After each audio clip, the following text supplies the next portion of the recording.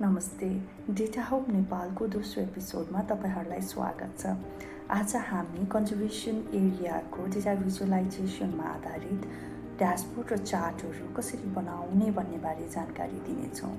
प्रथम हजुरहरूले datahomenepal.org मा गएर लगइन गर्नुपर्दछ र लगइन पश्चात यस्तो इन्टरफेसमा हजुरहरूले ड्याशबोर्ड देख्नुहुनेछ र यो ड्याशबोर्ड भन्ने बटनमा क्लिक गर्नुहोस् र यस पश्चात विभिन्न ड्याशबोर्डहरू हजुरहरूले देख्नुहुनेछ। अहिलेका लागि हामी कन्जर्भेसन एरियाजमा अगाडि बढ्छौँ। यहाँ चाहिँ हामीले अलरेडी एउटा ड्याशबोर्ड बनाएका छौँ। यसमा हजुरहरूले मन्थली टुरिस्ट स्ट्याटस अनि त्यसपछि गएर एभरेज मन्थली टुरिस्टहरूको अवस्था के छ भन्ने कुरा अनि टुरिस्टहरू कसरी बढ्ने जस्तो देखिन्छ अब आउने वर्षहरूमा त्यो सबै इन्साइट्सहरू देख्न सक्नुहुन्छ र यसमा हजुरहरूले चेन्जेस गर्न सक्नुहुन्छ यो ड्याशबोर्डहरूमा। यसका लागि हजुरले लेफ्ट साइडमा हजुरहरूले फिल्टर्स भन्ने अप्सन देख्नुहुन्छ। यसमा हजुरहरूले अहिलेका लागि 2080 डिफल्ट छ, हजुरहरूले 2070 क्लिक गर्नुभयो र कन्जर्भेसन एरिया चितवनको कन्जर्भेसन पार्क सेलेक्ट गर्नुभयो भने टाइप अफ टुरिस्टमा हाम्रो एउटा रहेको छ फरेन टुरिस्ट, नेपाली टुरिस्ट र 4 कन्ट्रिजबाट के कस्ता टुरिस्टहरू आउनुभएको छ भनेर। अहिले हामी जस्ट फरेन टुरिस्ट र नेपाली टुरिस्ट मात्र हेर्यौँ भने एप्लाई फिल्टर्स गर्नुहोस् र यो हजुरहरूको ड्याशबोर्ड चाहिँ चेन्ज भएर आउँछ। यो चाहिँ हाम्रो डेमो भर्जन मात्र हो, यसमा हामी चेन्ज गर्दै नै गइरहेका छौँ। त्यही भएर हजुरहरूले यो स्टेप फलो गरेर आफ्नो आवश्यकता अनुसार भएको ड्याशबोर्डमा चेन्जेसहरू गर्न सक्नुहुनेछ फिल्टर्सको प्रयोग गरेर। अब फेरि हामी ड्याशबोर्डतिर जाउँ र यदि हजुरहरूको आवश्यकता यो बनाइएको ड्याशबोर्डले पुरा गर्न सकेन र हजुर आफ्नो एउटा नयाँ ड्याशबोर्ड बनाउन चाहनुहुन्छ भने त्यो पनि गर्न सक्नुहुन्छ। त्यसका लागि राइट सेक्सनमा भएको टपमा यो न्यू भन्ने बटन छ, यसमा क्लिक गर्नुपर्दछ।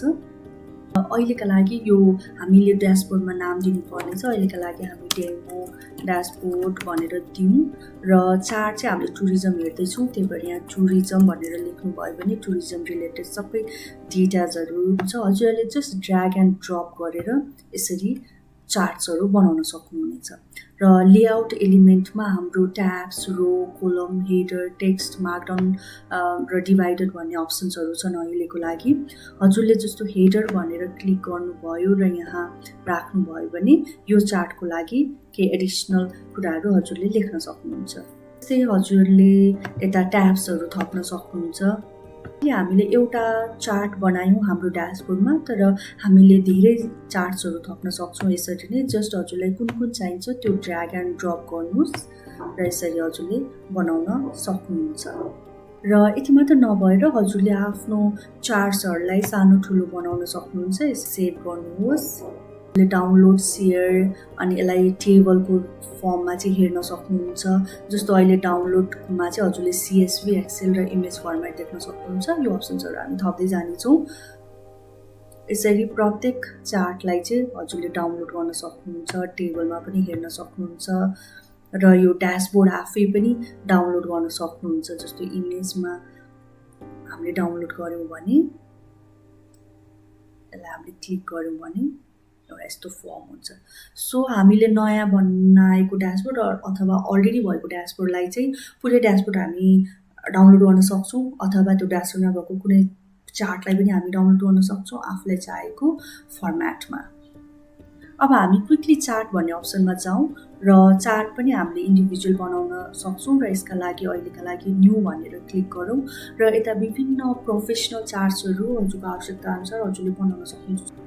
आज हामीले ड्याशबोर्ड के हो र ड्याशबोर्डमा के राखेका छौँ, हजुरहरूले नयाँ ड्याशबोर्ड कसरी बनाउन सक्नुहुनेछ र भएको ड्याशबोर्डलाई कसरी चेन्ज गर्न सक्नुहुनेछ भनेर जानकारी दियौँ। आगामी एपिसोडमा हामीले विभिन्न चार्टको अप्सन्सलाई एक्सप्लोर गर्नेछौँ, यसको बारेमा विस्तृत जानकारी दिनेछौँ। यदि हजुरहरूलाई हाम्रो भिडियो र हामीले गर्न खोजेको कामहरू इन्ट्रेस्टिङ लागिरहेको छ भने हामीलाई सोसियल मिडियामा फलो गर्न नबिर्सिनुहोस् र हाम्रो डेटा पोर्टल पनि एकचोटि अवश्य भिजिट गर्नुहोला। भेट हुनेछ अर्को एपिसोडमा। धन्यवाद।